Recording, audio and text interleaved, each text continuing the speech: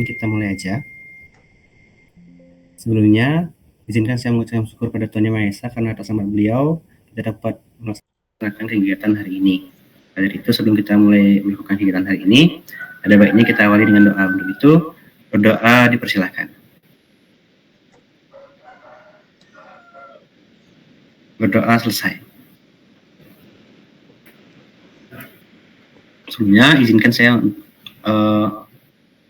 yang terhormat, jajaran Board of Executive yang sudah berkesempatan hadir pada kegiatan hari ini, yang saya hormati, anggota member dan juga staf yang sudah mau mengikuti kegiatan hari ini, beserta paslon-paslon capres-cawapres yang saya banggakan yang sudah bersedia untuk mengikuti kompetisi kali ini. Baik, sebelum kita mulai, izinkan saya untuk membacakan teknis dari kegiatan hari ini. Yang pertama, peserta diizinkan untuk melakukan presentasi selama 20 menit. Setelah 20 menit mempresentasikan PowerPoint, akan dilaksanakan sesi tanya jawab selama 10 menit. Dan itu tanpa batasan pertanyaan. Selama waktu masih ada, maka pertanyaan masih boleh dilontarkan. Urutan presentasi akan dimulai sesuai dengan urutan paslon, yang mana urutan paslon 1 akan berpresentasi terlebih dahulu, kemudian dilanjutkan oleh paslon 2 terlebih dahulu. Kemudian pada sesi tanya jawab, hanya paslon lain yang diizinkan untuk bertanya. Jadi, para hadirin yang menghadiri kegiatan kali ini, kami tidak membolehkan untuk bertanya, agar nantinya tidak ada ketimpangan dan tidak ada unsur-unsur yang merugikan ataupun menguntungkan salah satu paslon. Baik, tanpa berlama-lama lagi, mari kita mulai saja presentasi hari ini. Untuk itu, paslon 1, kami persilahkan untuk mempersiapkan PowerPoint-nya. Bisa, jika sudah siap, maka kami persilahkan untuk share screen sekarang juga. Oke, untuk itu, waktu persiapan kami persilahkan. Waktu 20 menit akan dihitung ketika paslon mulai berbicara. Maaf sebelumnya, karena paslon 1 sudah mengundurkan diri. Karena hanya ada 2 paslon, jadi diundi dari paslon yang nomor urut terkecil, jadi naik ke atas, jadi paslon 1. Terima kasih.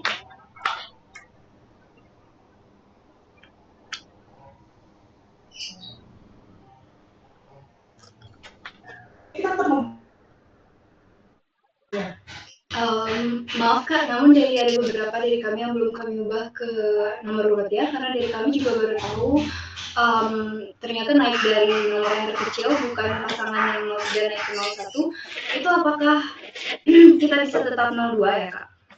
Tidak masalah jika kami melakukan presentasi terlebih dahulu, akan tetapi nomor urutnya kita tetap 02, apakah masih bisa? Terima kasih.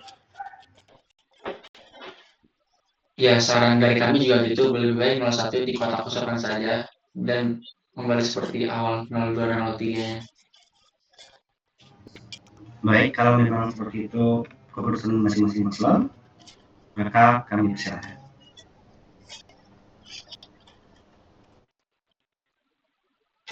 Baik, dari kami izin untuk share screen ya Kak.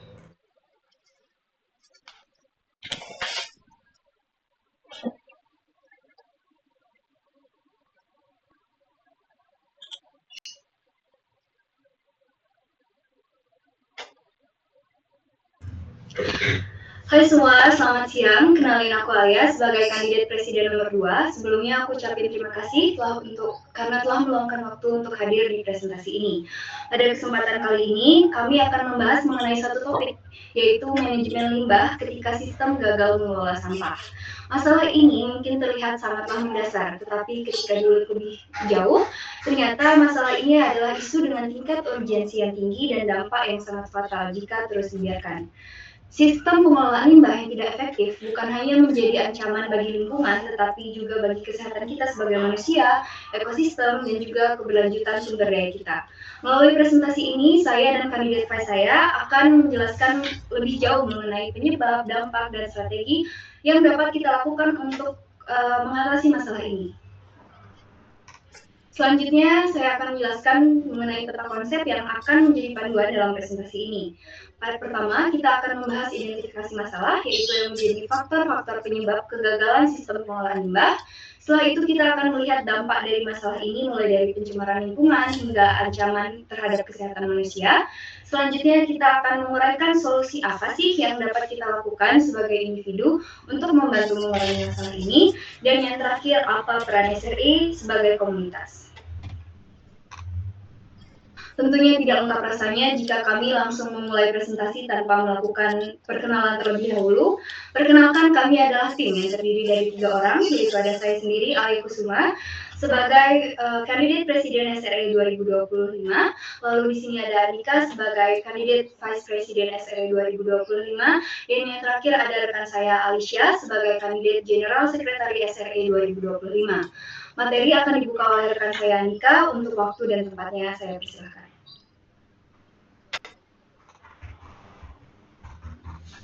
Baik, terima kasih atas kesempatannya. Baik, materi akan saya buka dari identifikasi masalah. Jadi kita langsung masuk ke sub materi yang pertama. Nah, untuk memahami mengapa pengelolaan sampah di Indonesia masih jauh dari kata efektif, mungkin kita perlu bertanya-tanya terlebih dahulu apa yang sebenarnya terjadi kepada sistem manajemen limbah di Indonesia. Nah, baik, sebelum kita masuk ke detail permasalahan yang ada, penting bagi kita untuk melihat sedikit gambaran umum mengenai situasi pengelolaan sampah di Indonesia itu sendiri. Nah, seperti yang kita tahu, permasalahan pengelolaan sampah di Indonesia hingga saat ini masih menjadi tantangan yang besar. Seiring dengan pertumbuhan jumlah penduduk dan kemajuan teknologi, produksi sampah terus meningkat. Namun solusi untuk menangani masalah ini bisa dibilang masih jauh tertinggal. Nah, di sini kita mengutip dari salah satu film dokumenter Pulau Plastik yang diterbitkan pada tahun 2020. Jadi setiap tahunnya itu Indonesia menghasilkan sampah sebanyak 67,8 juta ton. Nah, dengan setiap seorang warga Indonesia menghasilkan 0,68 kg sampah per harinya. Selain itu, sejumlah tempat pengolahan sampah seperti di Bantar Gebang yang ada di Bekasi, terus ada Piungan di Yogyakarta, Sarimukti di Bandung, Terjun di Medan, dan Suwung di Denpasar sudah mengalami kelebihan kapasitas. Nah, dengan kondisi seperti ini, kita menghadapi resiko yang cukup serius termasuk potensi terulangnya tragedi yang pernah terjadi di Lui Gajah, yang dimana hal ini menjadi pengingat bahwa sistem pengelolaan sampah kita membutuhkan perhatian yang lebih serius. Nah, di sini bisa kita lihat beberapa contoh tempat pembuangan akhir atau biasa kita sebut sebagai TPA. Nah, di Indonesia sendiri yang mengalami kelebihan kapasitas seperti yang sudah saya sebutkan tadi, di mana kondisi ini tentu menambah beban bagi sistem pengelolaan sampah yang kita miliki di Indonesia. Nah, hal ini bisa berakibat kepada dampak lingkungan utama, yaitu risiko pencemaran tanah, air, dan udara. Nah, kalau kita lihat di Suwung, Denpasar, mungkin teman-teman udah nggak asing lah dengan kebakaran yang sering terjadi, di mana hal ini diakibatkan dari tumpukan sampah yang sudah over dan timbulnya gas metana yang dihasilkan menjadikan sampah-sampah di Suwung menjadi mudah terbakar dan malah mencemari udara. Nah, oleh karena itu, dengan kelebihan kapasitas ini, sampah justru tidak dapat dikelola dengan optimal dan akhirnya menambah risiko pencemaran dan bencana lingkungan. Baik, berikutnya kita masuk ke inti permasalahan, di mana kita mengidentifikasikan terdapat 5 faktor utama yang berkontribusi terhadap kegagalan sistem pengelolaan sampah di negeri kita. Yang pertama itu ada regulasi, yang kedua itu ada anggaran, yang ketiga ada kurangnya kesadaran dari masyarakat, yang keempat itu ada peran pimpinan, dan yang kelima ada edukasi. Next. Baik, di sini kita akan bahas lebih rinci satu persatu kelima faktor tersebut, mulai dari regulasi. Nah, kalau kita berbicara tentang regulasi, di Indonesia sendiri sudah memiliki sejumlah regulasi yang cukup lengkap terkait pengelolaan sampah. Contohnya itu ada di Undang-Undang Nomor 18 Tahun 2008, yang dimana undang-undang ini menjadi dasar hukum untuk mengatur tanggung jawab dari pemerintah masyarakat dan badan usaha dalam menciptakan sistem pengelolaan sampah yang berfokus pada kelestarian lingkungan. Selanjutnya itu ada Peraturan Pemerintah Nomor 81 Tahun 2012, yang dimana peraturan ini sendiri berfokus pada pengelolaan sampah rumah tangga dan sejenisnya, yang dimana sudah dibahas lengkap di dalamnya. Berikutnya itu ada Peraturan Presiden Nomor 97 Tahun 2017, yang dimana pemerintah sendiri menetapkan kebijakan strategis nasional untuk mencapai target pengurangan sampah sebesar 30% dan pengelolaan sampah sebesar 70% hingga tahun 2025 nanti. Jadi kalau kita bicara mengenai regulasi itu sendiri, sebenarnya Indonesia tuh sudah memiliki banyak sekali aturan terkait pengelolaan sampah, dan kita tidak kurang regulasi untuk mengatur pengelolaan sampah di negeri ini. Namun yang terjadi malah peraturan-peraturan tersebut hanya di atas kertas dan tidak diimplementasikan dengan baik. Salah satu contoh yang sering terjadi adalah pelanggaran terhadap pengelolaan sampah yang tidak mendapatkan tindakan yang tegas. Masyarakat atau badan usaha yang buang sampah sembarangan tidak memenuhi kewajiban pengolahan sampah seringkali tidak mendapatkan sanksi yang sesuai, meskipun aturan tentang hal tersebut sudah jelas diatur dalam undang-undang.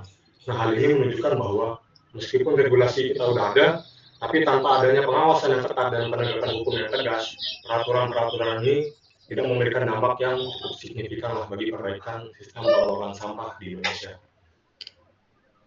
Selanjutnya, kita akan membahas tentang anggaran, di mana tentang anggaran ini, menurut Kementerian Lingkungan Hidup dan Kehutanan, rata-rata alokasi anggaran untuk pengelolaan sampah itu hanya 0,51% dari APBD. Nah, sementara harusnya, idealnya, kita tuh memiliki dana sebesar 3-4% dari APBD yang dialokasikan untuk pengelolaan sampah agar efektif. Nah, anggaran yang terbatas ini jelas akan berdampak besar pada kapasitas dari sistem pengelolaan sampah, mengingat biaya yang diperlukan untuk membangun infrastruktur yang memadai seperti tempat sampah, terus ada fasilitas daur ulang, dan kemudian ada sistem pengangkutan sampah. Nah, akibatnya sekitar 30% sampah di Indonesia tidak terkelola dengan baik dan tersebar di berbagai lokasi, justru menciptakan ancaman bagi lingkungan, kesehatan masyarakat, dan kualitas hidup.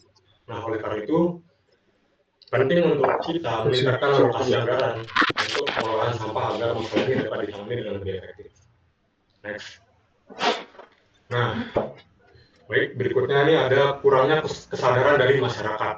Nah, setelah bahas tentang yang terkait dengan regulasi dan anggaran, faktor yang perlu kita soroti berikut adalah kurangnya kesadaran pada masyarakat dalam mengelola sampah.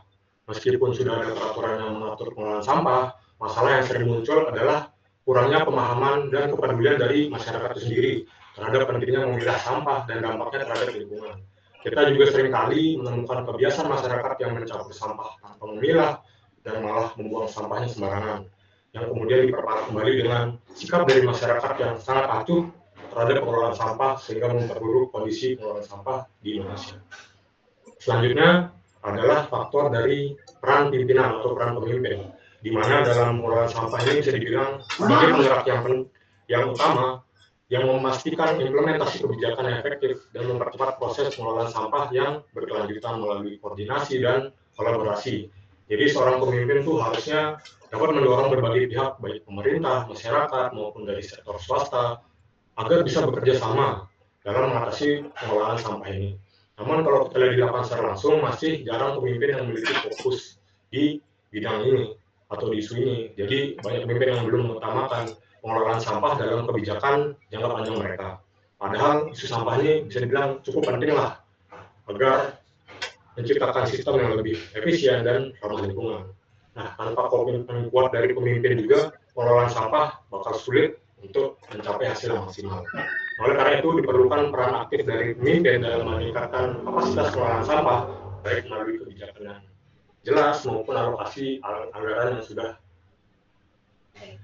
lebih baik. Selanjutnya, kita masuk ke faktor yang terakhir, sekaligus faktor yang sangat penting, yaitu edukasi yang masih kurang terhadap pengelolaan sampah di Indonesia. Jadi seperti yang kita tahu, edukasi pengelolaan sampah di Indonesia sendiri bisa dibilang masih sangat terbatas, terutama di daerah-daerah terpencil. Nah, dengan pemahaman yang kurang tentang pentingnya memilah sampah dan dampaknya terhadap lingkungan, hal ini semakin diperburuk oleh minimnya integrasi topik pengelolaan sampah dalam kurikulum di sekolah dan program pelatihan di masyarakat. Nah, penyuluhan yang ada seringkali terlalu umum dan tidak menyeluruh dengan kurangnya upaya untuk menjangkau seluruh lapisan di masyarakat. Nah, akibatnya tercipta semacam kesenjangan pemahaman antara kelompok yang sudah mengerti dan kelompok yang belum mendapatkan informasi secara memadai. Nah, mungkin itu dia 5 faktor utama yang berkontribusi terhadap kegagalan sistem pengelolaan sampah di Indonesia. Tadi yang pertama mulai dari regulasi yang lemah, terus ada anggaran yang bisa dibilang cukup minim, kemudian yang ketiga ada kurangnya kesadaran dari masyarakat sendiri, yang keempat ada peran pimpinan yang harusnya tuh aktif untuk berkontribusi terhadap isu ini, dan kemudian ada edukasi yang masih belum merata. Nah, selanjutnya kita akan masuk ke submateri kedua, yaitu dampak dari sistem pengelolaan sampah yang gagal, dan kira-kira apa yang terjadi ketika pengelolaan sampah kita tidak berjalan dengan baik. Mari kita bahas di slide berikutnya. Terima kasih atas kesempatannya. Di sini saya akan melanjutkan presentasi yang telah dijelaskan oleh Andika. Berikutnya kami akan membahas tentang dampak dari sistem yang gagal dalam pengelolaan limbah. Kegagalan ini itu menimbulkan konsekuensi yang cukup besar, yang tentunya mempengaruhi berbagai aspek dalam kehidupan kita. Ada 6 poin yang perlu kita highlight. Itu yang pertama di sini ada polusi lingkungan. Polusi lingkungan di sini diakibatkan oleh sistem pengelolaan limbah plastik yang gagal. Itu polusi lingkungan itu ada polusi udara, polusi tanah, polusi air. Plastik yang terbuang sembarangan akan mencemari ekosistem dan butuh waktu hingga bahkan ratusan tahun untuk terurai secara alami. Data yang kami dapatkan itu menunjukkan bahwa hingga tahun 2024 lebih dari 91% plastik di dunia ini tidak didaur ulang. Lalu yang kedua itu ada risiko kesehatan. Plastik yang tidak terdegradasi menjadi mikroplastik itu dapat masuk ke rantai makanan dan membahayakan kita sebagai manusia. Sebuah penelitian memperkirakan bahwa rata-rata manusia itu mengkonsumsi 5 gram mikroplastik per minggunya. Itu setara dengan sebuah kartu kredit. Lalu yang ketiga itu ada kerusakan ekosistem, di mana sistem pengelolaan limbah yang buruk itu dapat merusak limbah alami. Laut seringkali menjadi tempat akhir bagi banyak sampah plastik yang menyebabkan lebih dari 100.000 hewan mati di lautnya setiap tahun, itu hanya karena terjerat atau bahkan mengkonsumsi plastik. Lalu ini kita alami juga setiap berangkat ke Sudirman, itu ada bau yang tidak sedap. Tempat pembuangan sampah yang tidak terkelola itu seringkali akan menghasilkan bau yang tidak sedap akibat akumulasi limbah organik yang bercampur dengan plastik. Hal ini menciptakan lingkungan yang tidak layak bagi komunitas dan dapat memicu dan bahkan dapat memicu penyakit pernafasan. Lalu berikutnya ada beban ekonomi. Kegagalan sistem pengelolaan limbah memberikan beban besar pada anggaran pemerintah untuk hanya membersihkan sampah dan mengatasi dampaknya. Diperkirakan bahwa negara-negara berkembang itu menghabiskan lebih dari 1,5 miliar US dollar per tahunnya hanya untuk menangani dampak dari sampah plastik ini. Lalu yang terakhir itu ada perubahan iklim. Perubahan iklim ini diakibatkan oleh, di sini yang kami highlight adalah dari plastik yang dibakar atau terdegradasi, melepaskan gas rumah kaca seperti metana dan etena, dan yang menghasilkan pemanasan global. Pada tahun 2019 saja, emisi karbon dari industri plastik global itu diperkirakan mencapai 850 ton karbon dioksida. Setelah kita memahami dampak dari sistem pengelolaan yang gagal, maksud saya sistem pengelolaan limbah yang gagal, saatnya kita beralih ke bagian solusi. Kita tahu bahwa permasalahan ini itu sangatlah kompleks, tapi bukan berarti tidak ada jalan keluarnya. Solusi yang kita bahas di sini mencakup langkah-langkah yang dapat dilakukan oleh kita sendiri, oleh pemerintah, industri, hingga komunitas kita sebagai SRE. Apa sih yang dapat kita lakukan untuk menghadapi tantangan ini? Bagaimana cara kita untuk berkontribusi sekecil apapun langkahnya untuk menciptakan perubahan di sekitar kita? Ini adalah solusi yang kita tawarkan, di mana Indonesia itu menghadapi tantangan besar dalam pengelolaan limbah plastik. Tetapi solusi yang ingin kami highlight di sini adalah waste to energy, bank sampah, upcycling, dan green job. Waste to energy mengubah limbah menjadi energi listrik atau panas melalui teknologi seperti gasifikasi plasma dan pencernaan anaerobik. Metode ini yang sudah diterapkan di negara-negara seperti Swedia dan Denmark untuk mengurangi emisi karbon dioksida dan ketergantungan kepada bahan bakar seperti fosil meskipun dengan biaya yang tinggi dan kontrol emisi ketat untuk mengatasi polutan yang berbahaya. Lalu selanjutnya, solusi yang kami tawarkan adalah bank sampah. Di sini bank sampah memainkan peran penting dengan memberdayakan masyarakat untuk memilah dan mendaur ulang sampah, sekaligus memberikan intensif ekonomi. Lalu solusi berikutnya ada upcycling, yaitu mengubah limbah menjadi produk bernilai tinggi, di mana hal ini akan mendorong kreativitas dan mengurangi limbah ke TPA, seperti penggunaan plastik HDPE untuk menjadi bahan konstruksi ramah lingkungan. Lalu solusi terakhir yang kami tawarkan di sini adalah green job, di mana pengembangan green job di sektor pengelolaan limbah seperti daur ulang dan fasilitas W2E atau yang tadi waste to energy itu memiliki dampak signifikan dan beragam. Selain mengatasi masalah lingkungan dengan mengurangi limbah yang mencemari tanah, air, dan udara, sektor ini juga membuka peluang kerja yang berkelanjutan. Green Job menciptakan lapangan di berbagai bidang seperti teknologi pengolahan limbah dan inovasi daur ulang yang tidak hanya membantu mengurangi pengangguran, tetapi juga mendukung pertumbuhan ekonomi berbasis sirkular. Dengan memanfaatkan limbah dan sumber daya baru atau energi, sektor ini dapat berkontribusi pada pembangunan ekonomi hijau yang inklusif dan berkelanjutan, menjadikannya sebagai salah satu solusi yang menyeluruh pada tantangan lingkungan dan sosial. Lalu berikutnya ada apa yang dapat kita lakukan. Di sini yang dapat kita lakukan maksudnya adalah sebagai individu, di mana saya akan membahas apa saja yang dapat kami lakukan, yang dapat kita lakukan sebagai individu untuk membantu mengatasi masalah pengelolaan limbah. Ada beberapa langkah sederhana namun berdampak besar yang dapat kita lakukan dalam kehidupan sehari-hari. Yang pertama itu ada penerapan sistem 3R yaitu Reduce, Reuse, Recycle.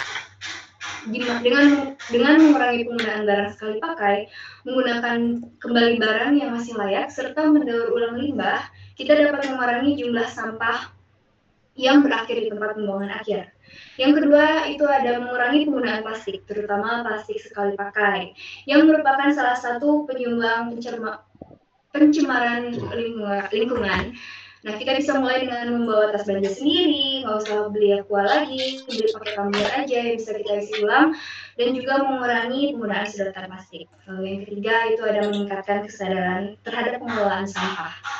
Hal ini dapat dimulai itu dari mengedukasi diri sendiri dan orang-orang di sekitar kita mengenai pentingnya memilah dan mengelola sampah dengan benar. Kesadaran ini sangat penting untuk menciptakan perubahan kolektif di masyarakat, apalagi di lingkungan rumah kita sendiri. Lalu yang terakhir itu ada composting, yaitu mengolah limbah organik seperti sisa makanan, daun kering menjadi kompos untuk digunakan sebagai produk tanaman. Sebagai pupuk tanaman, composting itu tidak hanya mengurangi limbah rumah tangga, tetapi juga akan membantu mengembalikan nutrisi ke dalam tanah. Lalu berikutnya ada peran SRE sebagai komunitas. Peran SRE sebagai komunitas itu menurut kami, komunitas kita juga memiliki peran penting dalam menciptakan perubahan yang lebih besar. Oleh karena itu, kami akan menjelaskan peran dan rencana yang kami miliki untuk komunitas SRE dalam mendukung pengelolaan limbah yang lebih baik. Sebagai komunitas yang peduli terhadap lingkungan, SRE memiliki berbagai inisiatif yang tidak hanya berfokus pada pengelolaan dan juga membangun kesadaran serta mendorong peluang di sektor hijau. Yang pertama di sini adalah memberikan edukasi kepada keluarga besar SRE dan masyarakat sekitar mengenai sistem manajemen sampah untuk meningkatkan kesadaran dan partisipasi dalam pengelolaan sampah yang lebih efisien dan ramah lingkungan. Yang kedua di sini kami mengusulkan adalah program kreativitas dan kesadaran lingkungan melalui upcycling. Dan yang ketiga adalah program Closer to Green Job, di mana ada penyebaran mengenai informasi magang, career talks, dan seminar kepada anggota aktif ataupun alumni SRE Universitas Udayana untuk mendalami karir di sektor hijau. Dengan pendekatan yang terstruktur, kami percaya SRE dapat menjalankan program edukasi, inovasi kreatif, dan pengembangan karir untuk memberikan dampak nyata. Semoga kami dapat melanjutkan rencana kami nantinya. Sekian presentasi mengenai manajemen limbah ketika sistem gagal mengelola sampah yang dapat kami sampaikan. Kami berharap apa yang telah kami paparkan dapat memberikan wawasan baru dan menginspirasi semua yang ada di sini untuk mendukung pengelolaan Oke, limbah. waktunya sudah habis. Ya. Pas. Terus. Baik, selanjutnya akan kami buka sesi tanya jawab selama 10 menit antara paslon 3 dan paslon 2. Untuk itu, waktu sesi tanya jawab dipersilakan. Baik, paslon 2, terima kasih atas pemaparan materi yang diberikan.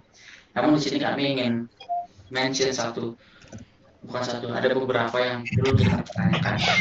Nah, dari permasalahan dari sistem yang telah disebutkan tadi, banyak tuh menyebut mengenai regulasi, anggaran, kesadaran masyarakat, peran pimpinan, edukasi yang kurang. Itu kan sistem yang gagal, kan? Dari sistem yang gagal ya dampak kita udah tahu. Sedangkan sistem yang kalian anggap berhasil seperti ada recycling, ada pemilahan bank sampah, itu kan sudah dilakukan dari tahun lalu. Tapi kenapa data yang kami dapat dari KLHK bahwa semakin hari makin banyak tuh sampah? Kenapa? Terus mau nyalain tadi soal dari sistem yang gagal soal pemerintah. Sedangkan faktanya sekarang pendaur ulangan energi itu dilakukan oleh perusahaan swasta. Pemerintahnya membantu sedikit. Oke. Jadi dengan ada pemerintah, tidak ada pemerintah, swasta yang berperan. Sedangkan dari tadi sistemnya mengenai apa yang dapat kita lakukan soal composting juga dari composting tadi saya bilang bisa buat emang bisa, tapi datanya apa? Dari tahun ke tahun petani turun produktivitasnya terutama bagian pangan di 60%. Gimana tanggapan kalian mengenai ini? Itu aja bisa kira itu dulu.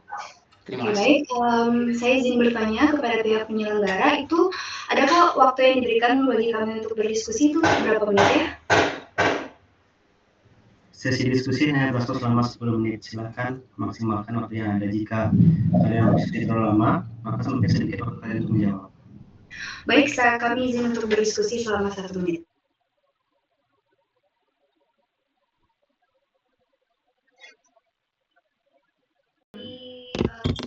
Baik, di sini kami akan menjawab pertanyaan dari paslon lain. Di situ pertanyaan, maaf jika tidak berurutan, di situ pertanyaan pertama adalah mengapa lebih banyak dari pihak swasta yang melakukan daur ulang? Apakah benar? Oke, di sini mungkin dari saya izin menjawab. Kan tadi kita udah dari paslon nomor 2 yaitu kelompok kita udah menjelaskan juga bahwa di Indonesia ini sendiri tidak kekurangan regulasi dan masih di undang-undang sama seperti yang tadi kita bahas, yaitu di Undang-Undang nomor 18 tahun 2008 tentang pengelolaan sampah, di mana bahwa produsen yang menghasilkan barang, baik itu dari pihak swasta atau bukan, itu tentunya wajiblah mengelola sampah dari produk dan kemasan yang dihasilkan.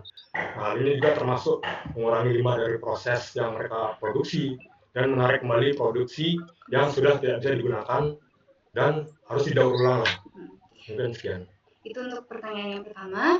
Lalu untuk pertanyaan yang kedua, jika salah satu solusinya adalah composting, mengapa justru produktivitas petani itu semakin berkurang setiap tahunnya? Saya mengkonfirmasi kembali pertanyaannya apakah benar? Di sini menurut kami, mengapa produktivitas petani itu justru menurun setiap tahunnya itu sebenarnya tidak berpengaruh dengan limbah sektor limbah itu sendiri, namun berpengaruh kepada kita sebagai generasi muda yang justru sudah tidak tertarik untuk masuk, kurang lah bisa dibilang minatnya untuk masuk ke dalam sektor pertanian itu sendiri dan lebih banyak memilih sektor-sektor lain yang terlihat lebih menjanjikan seperti itu. Lalu untuk pertanyaan yang terakhir itu tadi pertanyaannya, sebentar.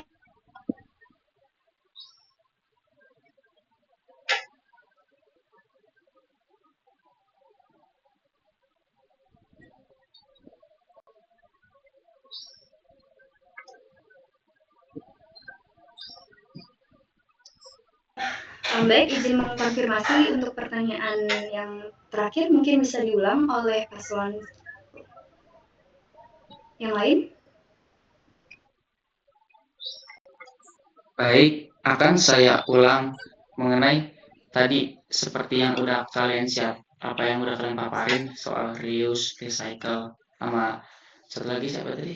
Reduce itu kan sudah dilakukan beberapa tahun lalu. Kenapa semakin banyak, semakin hari semakin dari tahun ke tahun kami dapat dari data dari KLHK semakin banyak penimbunan sampah yang terjadi. Justru sampah semakin banyak tuh dengan dilakukan itu. Kita tahu dong kalau itu dilakukan dari tahun lalu juga udah berjalan. Tapi kenapa makin banyak? Nah, menurut pandangan kami, mengapa justru makin banyak sampah yang dihasilkan itu pertama, kita tahu sendiri, penduduk Indonesia itu jumlahnya 300 juta ya, dan itu tidak semua memiliki kesadaran. Oleh karena itu, kami masukkan ke solusi tadi, bahwa kurangnya kesadaran masyarakat. Bahkan yang sadar itu lebih sedikit daripada jumlah keseluruhan masyarakat Indonesia ini. Apalagi setiap tahunnya kita terus menambah populasi dan terus menambah sampah. Jadi jumlah orang yang melakukan recycle dan reuse dan recycle itu semakin sedikit, sehingga tidak imbang antara kenaikan populasi, sampah yang dihasilkan, dan sampah yang didaur ulang kembali. Terima kasih. Apakah bisa diterima? Ya, aku sih mau nanggapin aja. Tadi kan merujuk bagian anggaran. Dari anggaran sekarang bahas regulasi. Udah bahas regulasi, kita pemerintah ya kalian sebutnya regulasinya gimana. Regulasi dari diterapin aja masih banyak dapat dari sistem yang gagal. Jadi mau nyalain siapa lagi? Nyalahin dari regulasinya lagi, nyalahin pimpinan lagi, atau nyalahin sampahnya lagi. Atau gini, sampah itu menunjukkan bagaimana aktivitas jual beli itu dilakukan. Jadi kalau dengan penurunan sampah, otomatis daya konsumsi daya masyarakat lebih dong, dan itu mempengaruhi inflasi. Jadi gimana solusinya? Seperti yang tadi kami jelaskan, semua pihak itu memiliki partisipasinya sendiri dalam 5 ini. Jadi kita tidak bisa berfokus pada menyalahkan satu hal saja. Jadi ada banyak hal yang berkontribusi dalam masalah sampah ini, pengelolaan limbah ini. Tidak ada yang bisa kita salahkan kepada satu pihak ataupun kepada satu instansi saja. Lalu seperti itu jawaban yang kami bilang. Apakah ada yang disanggah tadi dari pertanyaannya? Baik, mungkin segitu dulu dari saya, mungkin rekan saya yang lanjutkan. Apakah masih ada waktu Kak untuk bertanya? 40 detik. Lanjut, Sir. Oke, saya mau tadi highlight sama solusi dari kalian yang kalian tawarkan, yaitu 3R, reduce, reuse, dan recycle. Sementara solusi itu berjalan sendiri di sini, sampah yang diangkut melalui truk sampah itu akan, yang kita tahu itu akan digabung kembali, dan akhirnya di TPA itu akan tercampur kembali. Jadi apa solusi kalian selanjutnya untuk membenarkan semua itu? Terima kasih. Izin Kak, saya Mungkin sebentar. ya. Ini waktu sudah habis. Apakah dari paslon 3 mengizinkan paslon 2 untuk menjawab?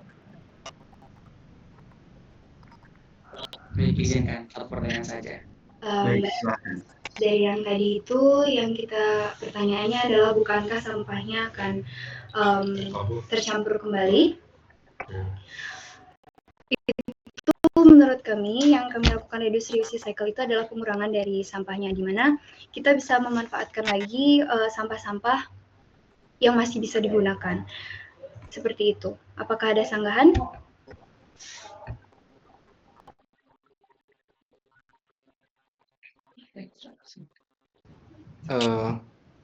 Enggak ada? Ya. Baik, mungkin segitu saja ya, karena waktu sudah.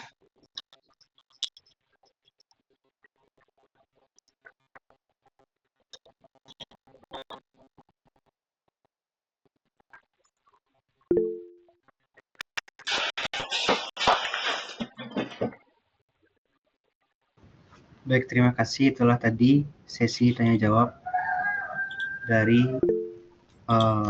paslon 2 dengan paslon 3. Berikutnya akan kita lanjutkan dengan sesi presentasi dari paslon 3. Sebelumnya kita akan beristirahat sejenak selama 2 menit untuk memastikan perekaman presentasi berjalan dengan lancar.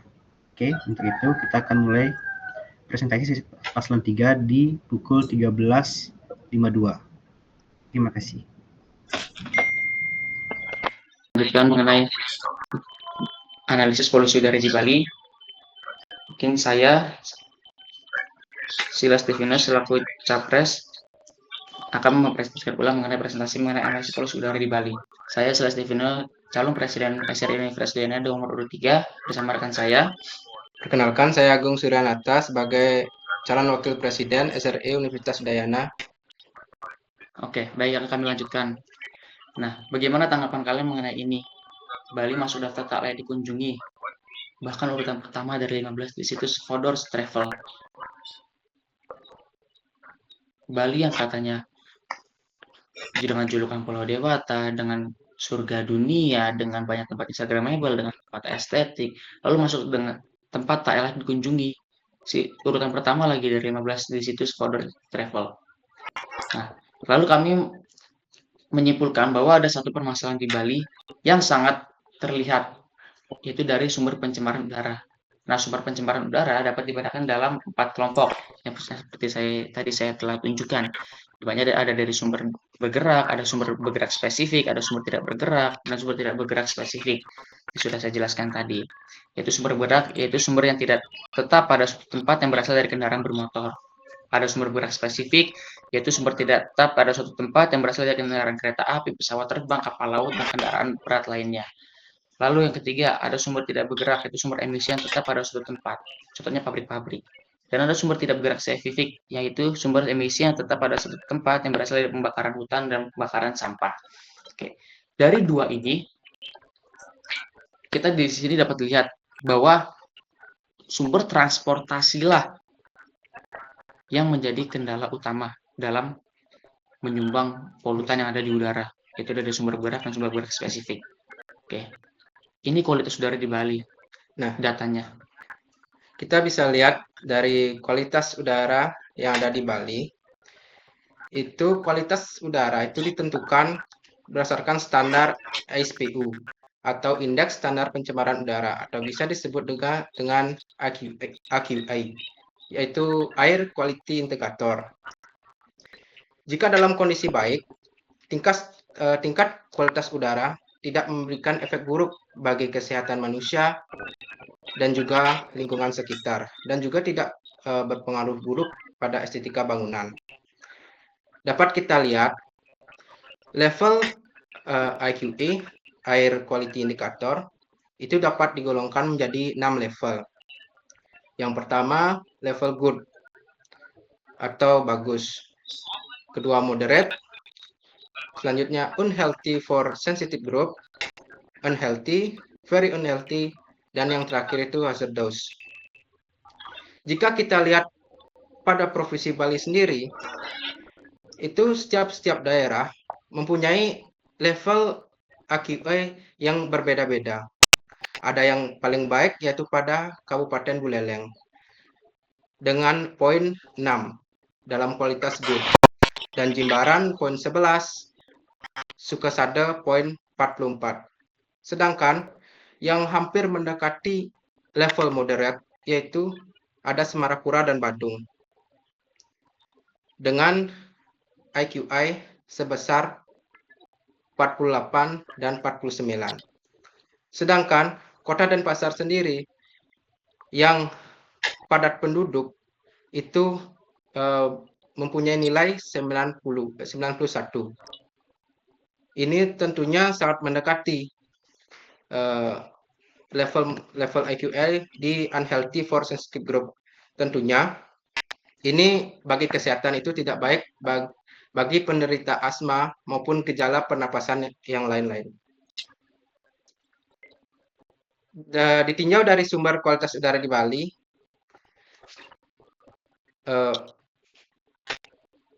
ditinjau dari sumbernya, pencemaran udara di Provinsi Bali sendiri sebagian besar bersumber dari, seperti yang dikatakan rekan saya, bersumber dari sarana transportasi darat.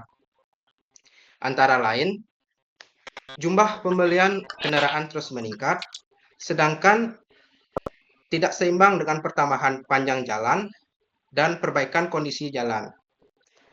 Sehingga terjadi peningkatan dan kepadatan total kendaraan bermotor pada suatu daerah tertentu.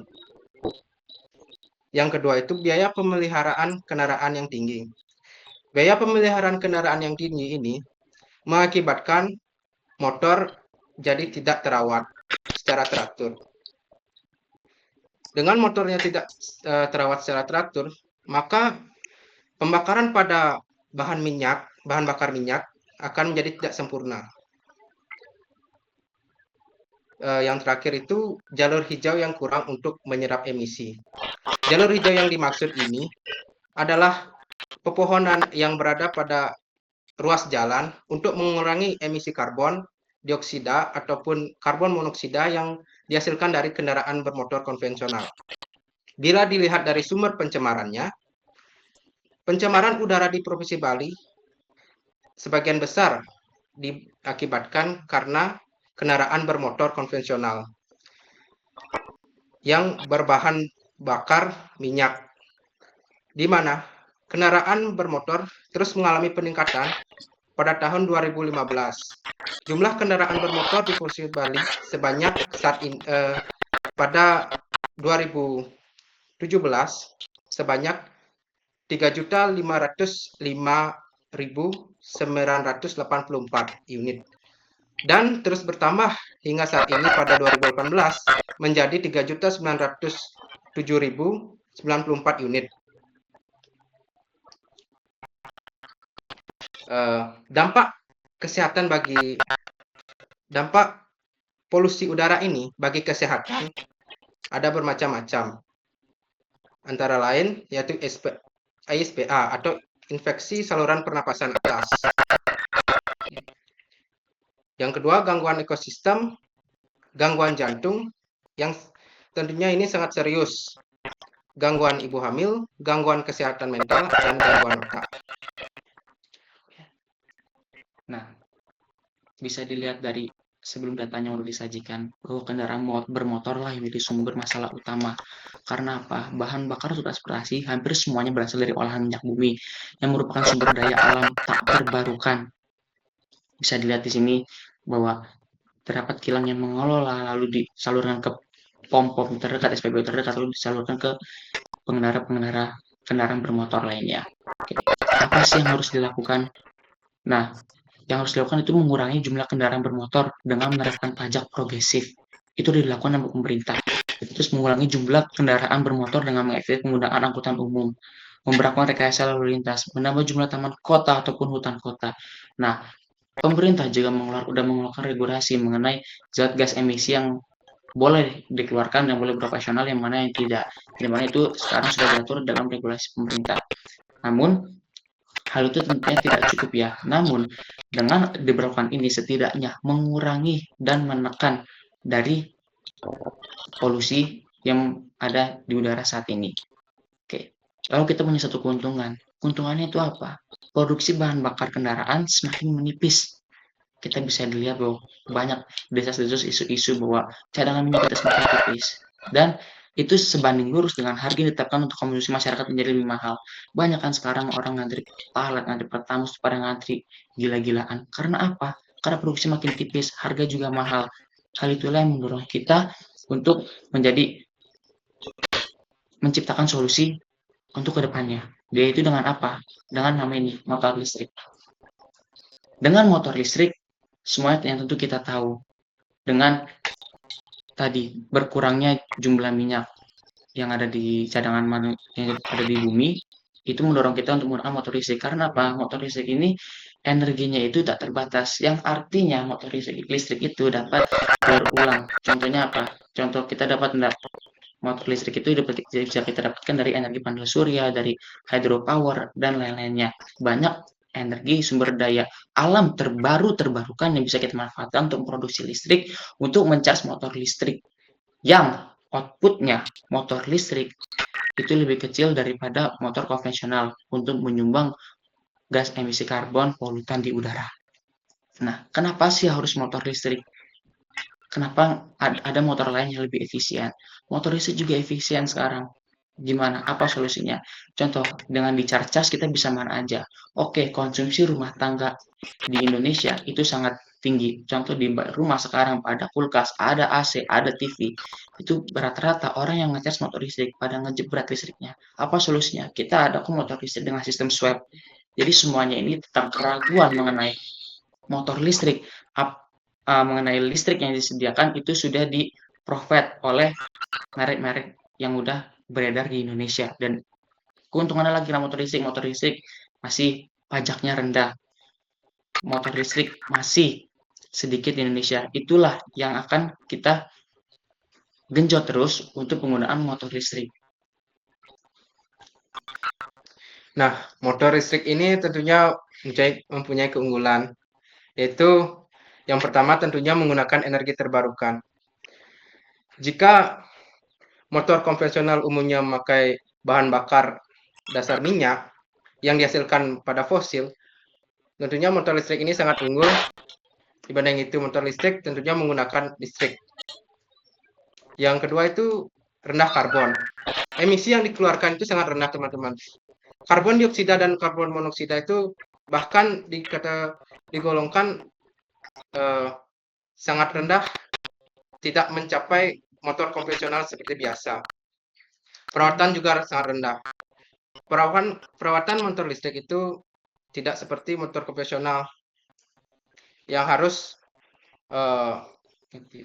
ganti oli lah segala macam 1 bulan sekali, ataupun biaya operasional lebih murah, akselerasi tinggi, dan tentunya menurunkan polusi udara di sekitar. Oke. Dalam penggunaan akselerasi motor listrik, kita ada namanya SRE ini sudah melangsungkan program yang namanya SRE Charge. Charge ini apa sih? Charge ini adalah akselerasi penggunaan motor listrik berbasis anak muda. Apa yang kita lakuin? Kita sebagai anak muda, sebagai agent of change, kita harus mengambil langkah lebih awal untuk apa? Untuk mengedukasi bagaimana penggunaan motor listrik. Berawal dari anak muda dulu, karena anak muda itu akan menguasai pada tahun 2045 atau di masa yang mendatang. Nah, lagi kenapa SRE Charge ini urgensinya harus dilakukan? Untuk apa? Untuk tadi, keberadaan polusi di udara semakin parah. Lalu apa solusi yang bisa kita lakukan sekarang? Penggunaan motor listrik. Nah, penggunaan motor listrik ini akan kita genjot melalui SRE Charge ini. Dengan SRE Charge ini yang didukung penuh oleh dari SRE yang ada di Jakarta, SRE Pusat, diharapkan jadi pengingat bagi kalangan anak muda bagaimana penggunaan motor listrik, mulai dari urgensinya dan keunggulan-keunggulannya. Dengan berbagai polemik yang ada dan beredar luas, kita sebagai mahasiswa harus mengambil alih yang baik, ramah lingkungan, dan berkelanjutan. Sebagai agent of change, kita harus mengambil langkah lebih awal untuk masa depan yang baik melalui aksi nyata dalam organisasi SRE yang berfokus di energi terbarukan. Terima kasih. Baik, sekian dari presentasi kami. Terima kasih kami dari paslon nomor 3. Ada pertanyaan? Masih ada waktu lagi 5 menit. Apakah Ya, tidak dimanfaatkan? dialihkan saja ke sesi diskusi. Oke, karena dialihkan maka konsekuensinya sesi tanya jawab akan berlangsung selama 15 menit. Apakah bisa diterima? Baik, bisa diterima. Oke, karena itu pernyataan dari kelompok dari kandidat paslon nomor 03. Maka dari itu sesi tanya jawab akan dilanjutkan selama 15 menit. Untuk itu, untuk paslon 02 kami persilahkan untuk bertanya. Baik, terima kasih atas kesempatannya. Di sini kami memiliki 2 pertanyaan yang akan kami tanyakan. Yang pertama, Baik. Berdasarkan data yang kalian sajikan di halaman kedua, bahwa Bali tercatat sebagai lokasi yang tidak layak untuk dikunjungi, bahkan peringkat pertama. Nah, mengingat kualitas udara di Bali berdasarkan indeks kualitas udara AQI berada pada level sedang dan bahkan tidak berbahaya dibandingkan dengan kota-kota besar lain di Indonesia. Lalu mengapa polusi udara justru dipilih sebagai faktor penyebab, sementara kalau kita lihat dari data lain menunjukkan bahwa overtourism lah yang menjadi alasan utama Bali dianggap tidak layak dikunjungi. Baik, itu untuk pertanyaan pertama dari kami. Untuk pertanyaan keduanya itu adalah, mengapa solusi motor listrik ini dipilih sebagai fokus utama dalam mengatasi polusi udara di Bali? Sementara sektor lain seperti pembakaran sampah, industri, dan pariwisata juga memberikan kontribusi yang bisa dibilang cukup signifikan terhadap polusi di Bali. Selain itu, dengan sebagian besar listrik saat ini masih dihasilkan dari batu bara dan minyak bumi, termasuk listrik yang digunakan saat waktu itu kita konfis di Kilat, itu masih, bahkan dari co-foundernya sendiri bilang mereka masih bergantung kepada PLN. Bukankah hal ini hanya memindahkan sumber polusi dari kendaraan ke pembangkit listrik tanpa memberikan kontribusi pengurangan karbon yang signifikan? Baik, sekian pertanyaan dari kami. Terima kasih. Baik, terima kasih atas pertanyaan yang diberikan. Mungkin saya akan jawab dari pertanyaan nomor 1. Mengapa tadi dilihat dari situ dari Vodros Travel, jadi Bali menjadi tempat yang tidak layak dikunjungi. Ya, itu bersumber berdasarkan Vodros Travel yang diambil dari apa? Dari kondisi masyarakat ya, dari bagaimana perubahan yang terjadi di Bali, yang gimana banyak lahan-lahan yang dialihfungsikan, yang awalnya dari pertanian, yang awalnya dari perkebunan, bahkan hutan kota untuk mengurangi gas emisi karbon, itu digunakan untuk industri. Nah, balik lagi, tadi katanya disinggung soal overtourism. Overtourism ini, itu kan terjadi karena kontrol pemerintah untuk meningkatkan pariwisata di Indonesia, khususnya di Bali. Overtourism ini rata-rata banyak dari wisata luar, baik lokal maupun mancanegara, menggunakan kendaraan bermotor untuk beraktivitasnya. Nah, apabila kendaraan bermotornya ini kita ganti jadi motor listrik, itu akan menjadi solusi yang tepat untuk permasalahan di mana polusi udara ini dapat dikurangkan melalui motor listrik. Karena bisa dilihat kita sekarang di jalan-jalan banyak kok turis-turis mancanegara ataupun turis lokal yang menggunakannya sewa motor untuk melakukan aktivitasnya. Nah, untuk pengecasannya gimana dengan khawatir dengan jarak? Ada namanya baterai swab. Apakah dapat diterima dari pasangan nomor 2?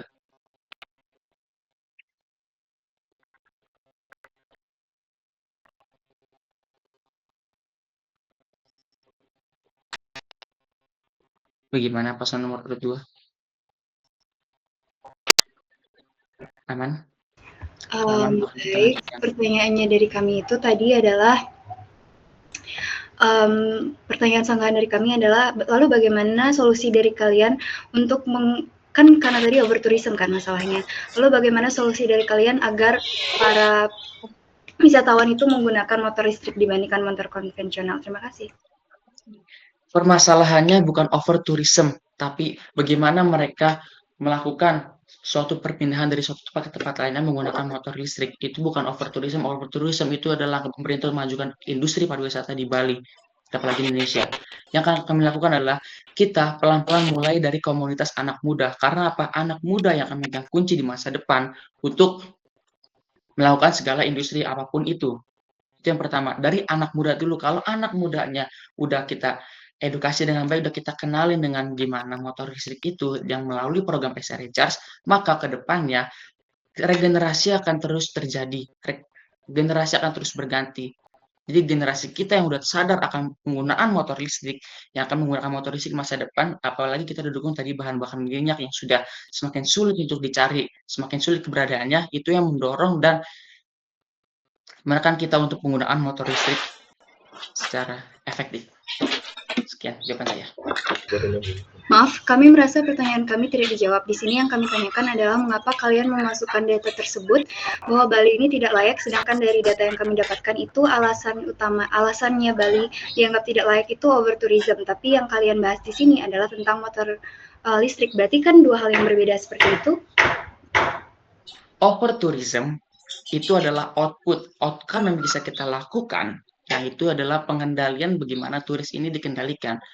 Sedangkan overtourism itu kan akan mempengaruhi contoh industri. Bagaimana kalau industri Bali di stop seperti COVID kemarin? Apakah gimana efeknya? Penurunan ekonomi itu nggak bisa kita lakukan. Kenapa? Karena itulah Bali. Dengan banyaknya pariwisata, yang bisa kita lakukan adalah kontrol di dalamnya. Kita nggak bisa mengontrol orang lain datang ke sini. Yang bisa kita kontrol apa? Kita kontrol diri kita untuk mengelola lingkungan kita menjadi lebih baik, menjadi berkelanjutan. Gimana dengan menjaga kondisi cuaca udara? Agar apa? Kita sebagai warga lokal yang tinggal di sini merasa nyaman. Karena overtourism itu harus dilakukan untuk kemajuan pariwisata di Indonesia. Itu.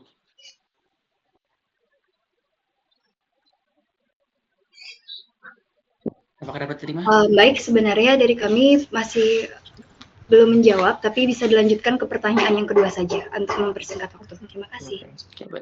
Boleh diulang pertanyaan keduanya? Mengapa solusi motor listrik ini dipilih sebagai fokus utama dalam mengatasi polusi udara di Bali, sementara sektor lain seperti pembakaran sampah, industri, dan pariwisata juga memberikan kontribusi yang cukup signifikan terhadap polusi di Bali. Selain itu, dengan sebagian besar listrik saat ini masih dihasilkan dari batu bara dan minyak bumi, termasuk perusahaan listrik yang waktu itu kita kunjungi saat konfis itu, Kilat, bahkan bilang sendiri bahwa listriknya masih bergantung pada PLN. Bukankah hal ini hanya memindahkan sumber polusi dari kendaraan ke pembangkit listrik tanpa memberikan kontribusi pengurangan karbon yang signifikan? Terima kasih. Oke, baik. Terima kasih atas pertanyaannya yang telah diberikan kepada kami. Jadi lagi-lagi mengenai bagaimana output. Nah, ya, output yang dihasilkan. Oke, jadi motor listrik itu kenapa kita lakukan dan kenapa memilih motor listrik sebagai solusi? Padahal banyak dari Bali yang contoh pembakaran sampah tadi, industri-industri yang seperti kita tahu bahwa kenapa kami memilih penggunaan motor listrik? Karena nomor satu, Bali itu bukan kota industri. Yang kami sudah cari datanya bahwa polusi yang ada di Bali itu berasal dari kendaraan bermotor yang seperti saya sudah sajikan di data. Itu yang pertama. Yang kedua, kita ini melakukan perpindahan dari tempat ke suatu tempat, contoh dari Denpasar ke Jimbaran atau dari yang dari Tabanan ke Jimbaran itu menggunakan apa? Menggunakan motor konvensional. Artinya apa? Kita menggunakan transportasi untuk melakukan perpindahan tempat. Itulah aktivitas yang terjadi selama ini di Bali. Sedangkan industri-industri di mana? Pembakaran sampah, oke, ada di Pesanggaran, bagian Denpasar. Tapi itu bukan sumber masalah utama. Memang bau tak sedap itu mengganggu kita. Tapi apakah yang di Jember merasakan bau tidak sedap yang di Denpasar Selatan? Atau yang di Jembrane atau Kelungkung merasakan bau tidak sedap? Tidak. Yang dirasakan apa? Air quality. Dari polutan-polutan yang ada di udara. Lalu gimana nih dengan tadi motor listrik? Oh, dengan co-foundernya Kilat saja bilang, ini masih bergantung pada PLN. PLN tersebut itu nggak sendiri, memang dia menggunakan batu bara, tapi apa? Ada energi sumber terbarukan, ada hydropower, ada yang dari air, ada dari angin, nggak semuanya motor, nggak semuanya dari batu bara. Dan transisi itu lagi dilakukan, bukan semata-mata atau bukan tidak dengan adanya aksi yang jelas, tapi transisi itu lagi dilakukan dengan yang dilakukan oleh pemerintah kepada PLN ini. Jadi dengan PLN kalian bilang dari PLN sendiri dari batu bara, nggak semuanya kok, banyak dari angin, dari air, dan dari geotermal lainnya. Itu jawaban kami. Mungkin ada yang mau tambahin? Izin menambahkan, menurut saya itu benar ya, PLN itu tidak melulu tentang batu bara yang menghasilkan sumber daya listrik. Selama saya magang di BTI selama 1 bulan, saya mengetahui bahwa PLN juga menghasilkan energi listrik dari energi surya sendiri, yaitu panel surya. Jadi ada beberapa IP PLN yang contohnya di Pesanggaran, di Denpasar, kapal, GI kapal itu justru menggunakan energi surya nih sebagai pembangkit listrik utamanya, bukan batu bara lagi. Begitu kira-kira. Ya. Sekian dari jawaban kami. Baik, mungkin izin menanggapi. Mungkin dari jawaban kalian sendiri menyebutkan bahwa penggunaan motor listrik mungkin dari penggunaan kita dari Jimbaran ke Denpasar, dari Denpasar ke Jimbaran, itu menghasilkan polusi yang cukup banyak. Dan ini menjadi masalah dari polusi di Bali. Sedangkan data yang kalian bawa sendiri, bahkan tercantum di slide 4 PPT kalian, menunjukkan bahwa Bali itu memiliki kualitas udara yang sangat bagus bahkan ya masih di angka bagus dan normal lah. Masih di warna hijau dan warna kuning. Lalu untuk yang tanggapan yang kedua itu adalah Terkait listrik ya, Bali mungkin bukan kota industri, namun tadi ditekankan bahwa di PLN Bali itu menghasilkan listrik dari tenaga surya. Yang saya tahu itu di Bali ada 4 tempat PLN yang menghasilkan listrik dari energi matahari. Apakah dari 4 tempat tersebut sudah cukup? Apalagi jika kita membahas energi terbarukan, apakah Bali memiliki lahan yang cukup? Apalagi lahan di Bali ini terbatas untuk kita menggunakan energi-energi terbarukan. Terima kasih. Oke, baik, terima kasih jawabannya, tanggapannya ya. Kan saya jawab dari Andika. Kenapa tadi bisa dilihat, oh kalian bisa menyebutkan itu sangat baik. Kenapa kalian banyak melihatnya lebih banyak hijau daripada yang kuning? Yang kuningnya cuma satu di Denpasar. Tapi lihat penyebaran peta penduduk yang ada di Bali. Denpasar dan Bali Selatan itu menguasai kepadatan penduduk polusi di Bali. Yang artinya apa? Banyak kantor-kantor atau pusat-pusat perkantoran yang berada di Denpasar. Itulah mengapa Denpasar yang dulunya baik sekarang jadi kuning. Itu menunjukkan moderat atau sedang. Ya terus ini perubahan yang tidak baik dong khususnya bagi pernapasan manusia. Itu yang pertama. Oke. Jadi dari jawaban dari Andika ya karena penyebaran bisa dilihat, jangan melihat dari datanya oh banyak hijaunya daripada kuningnya, tapi lihat penyebaran gimana data penduduk yang ada di Bali. Karena Denpasar mayoritas masyarakat Bali lebih penuh penduduk di Bali Selatan khususnya di Denpasar. Itu yang pertama. Oke, dari yang kedua masalah gimana sih dengan PLN? Apakah cukup untuk suplai listrik yang ada di Bali? Oke, itu supply disediakan dari pemerintah atau dari PLN-PLN. Sedangkan kita untuk gimana transisi energi surya itu bisa dilakukan mandiri. Ya, artinya apa? Dari setiap rumah itu ada beberapa yang menggunakan energi dari tenaga surya. Jadi PLN ini memang dia tidak semua untuk mencakup ke rumah berada di Bali, tapi apa? Tapi dari kemandirian masyarakatnya itulah yang mendukung untuk transisi energi terbarukan. Terima kasih. Izin bertanya kepada pihak. Apakah waktunya masih ada? Tersisa 2 menit 15 detik. Oke, lanjut. Bisa. Baik, sepertinya dari kami tidak akan memberikan pertanyaan lagi, namun akan memberikan tanggapan di sini. Dari data yang kami dapatkan, bahkan di Bali Selatan pun itu datanya masih cukup baik, di mana 59 dan 54. Bahkan tadi malam kami cek itu datanya di berapa? 11 ya? 11. Ya, angkanya itu ada di 11. Seperti itu. Mungkin bisa dicukupkan saja. Terima kasih. Semangat. Baik, terima kasih. Begitulah pemaparan kami. Maaf, emang yang itu kepencet beneran. Aku mau mencet yang gini. Aja ketik. Ya. Maaf. It's okay. Gak apa-apa.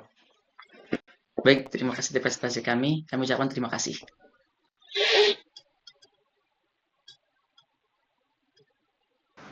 Oke, itulah tadi sesi presentasi dan juga sesi tanya jawab dari paslon 03. Tangan sekali lagi buat kedua paslon kita.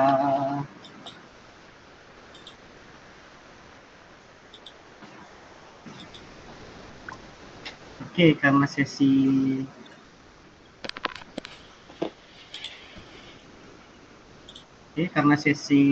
tanya jawab dari paslon 03 dan 02 sudah selesai.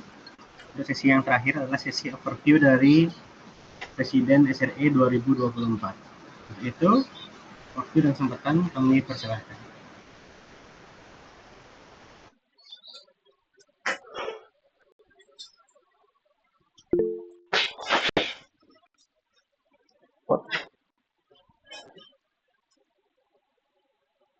Sorry, bisa diulang? Ini bisa diulang tadi apa yang disebutkan? Oke, karena sesi presentasi dan juga sesi tanya jawab telah berakhir, berikutnya akhir akan dilanjutkan dengan sesi overview dari BOE SRE Udayana 2024. Begitu waktu dipersilakan.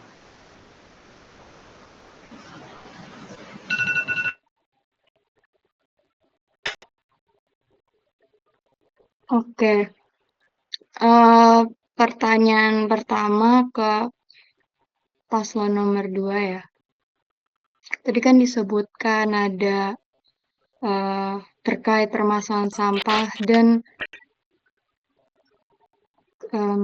gimana peran SRE untuk menanggulanginya. Aku mau nanya, kan rata-rata teman-teman di sini dari Fakultas Teknik ya. Dari kalian sendiri, apa project ataupun hasil inovasi yang bisa kalian kembangkan untuk setidaknya dalam lingkup fakultas bisa dikurangi baik dari penggunaan sampah maupun dengan reuse-nya. Jadi selain mengurangi, di recycle juga dan reuse-nya apa ya? Mungkin itu aku pengen lihat apakah kalian sudah punya ide bagaimana SRE dapat masuk dalam permasalahan sampah di tingkat fakultas. Kemudian untuk pertanyaan yang kedua, itu untuk paslon ketiga. Tadi kalian sebut terkait SRE charge. Memang terkait masalah kendaraan listrik ini banyak jadi kontroversi ya, karena seperti diketahui nggak semua motor listrik itu kualitasnya baik. Ada yang kecepatannya dan daya torsinya tuh kurang untuk terrain seperti di Universitas Udayana. Sebagai calon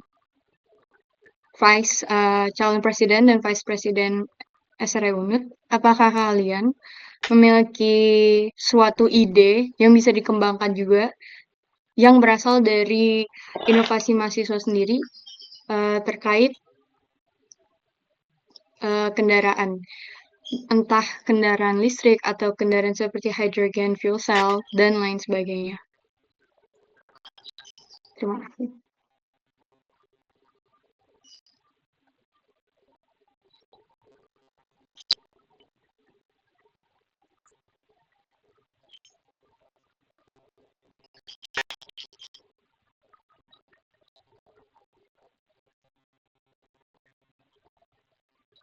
Maaf dari pihak penyelenggara, apakah kami boleh langsung menjawab untuk pertanyaan yang tadi?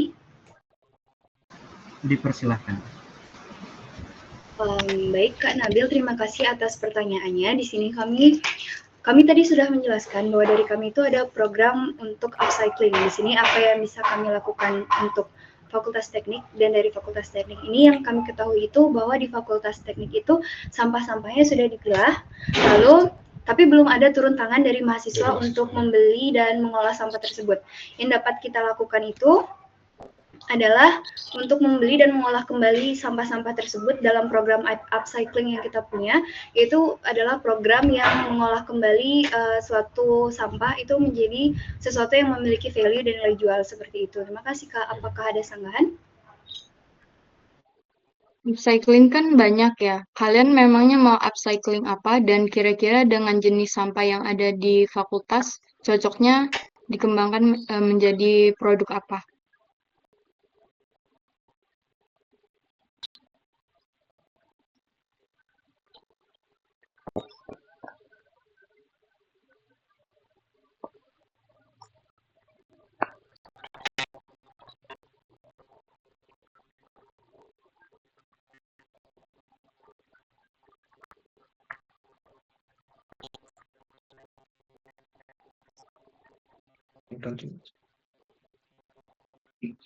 Baik, izin menjawab dari Kak Nabil, itu rencananya kita itu mengambil lebih banyak apalagi sampah yang banyak dihasilkan itu adalah sampah botol plastik. Nah, dari sampah botol plastik tersebut itu bisa kita berikan kepada produsen yang memang mengelola memproduksi seperti sampah plastik tersebut menjadi produk lagi. Itu bisa juga seperti itu, dijual kembali lalu dari hasilnya itu bisa kita jual lagi untuk melanjutkan yang produknya itu produknya itu bisa kita gunakan untuk dijual kembali jadi oleh-oleh SRE Unut. Lalu bisa juga kita buat tas anyaman, jadi plastiknya itu yang digunting lurus begitu lalu dianyam. Nah, dari yang kita tahu itu juga dari plastik kertas-kertas plastik yang itu tuh bisa dijual kembali Kak, seperti itu. Untuk saat ini baru seperti itu rencana kita. Terima kasih.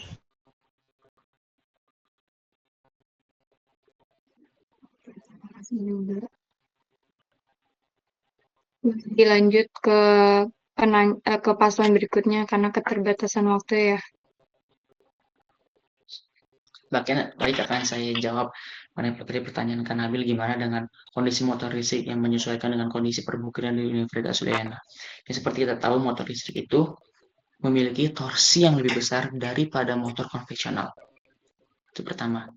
Dari yang kemarin kita lihat udah jalannya ke Kilas atau Gova dan gimana produknya kita lainnya, yang udah kita lihat lainnya, bahwa banyak kok motor listrik yang udah memenuhi standar untuk gimana dengan kondisi perbukitan ini dengan beradaptasi. Namun, apabila kita sebagai presiden dan wakil presiden SRE nanti ke depannya, bila jadi terpilih, kita akan menekankan gimana dengan penyesuaian torsi, bagaimana dengan horsepower, bagaimana dengan untuk menyesuaikan dengan kekhawatiran, oh takut nggak nanjak, atau gimana. Kita akan menyalurkan ada yang namanya konversi motor listrik. Kita bisa ambil dari motor konvensional, kita ubah ke motor listrik, atau motor listriknya kita upgrade. Nah, untuk konversi ini dapat kita atur, menyesuaikan kita butuhnya berapa, kita maunya berapa, bisa kok kita atur. Tapi kalau torsi semakin besar, otomatis baterai semakin boros dong. Jadi dengan apa yang ada saat ini, itu untuk gimana yang terbaik dari yang terbaik dengan torsi maksimal, dengan penghematan baterai secara luar biasa terjadi pada motor listrik. Kita sebagai next presiden dan vice presiden SRE Universitas Udayana, tentunya kita akan memfasilitasi bagaimana tentang pertanyaan begini, gimana sih cara konversi motor listrik, gimana sih ngomongnya ke siapa sih, gimana sih, kita kan SRE punya hasil riset, terutama di chartnya mengenai konversi motor listrik yang ada di Indonesia, khususnya di Bali. Jadi itu bisa kami jadikan patokan sebagai solusi dari kami apabila kami terpilih nantinya. Terima kasih. Oke, terima kasih. Tapi izin koreksi ya, nggak semua motor listrik itu torsinya lebih besar daripada motor konvensional. Itu memang menyesuaikan dengan pabriknya dan manufakturnya siapa aja. Oke, terima kasih untuk jawabannya. Saya mau ngasih overview terkait pemaparan dari kedua pasangan calon. Pertama untuk paslon nomor 2, untuk presentasi menarik ya, gambar-gambarnya bagus. Dari segi pemaparan materi juga lebih mudah diikuti ya, karena flow-nya ada, jadi mudah diikuti, dipahami. Cuman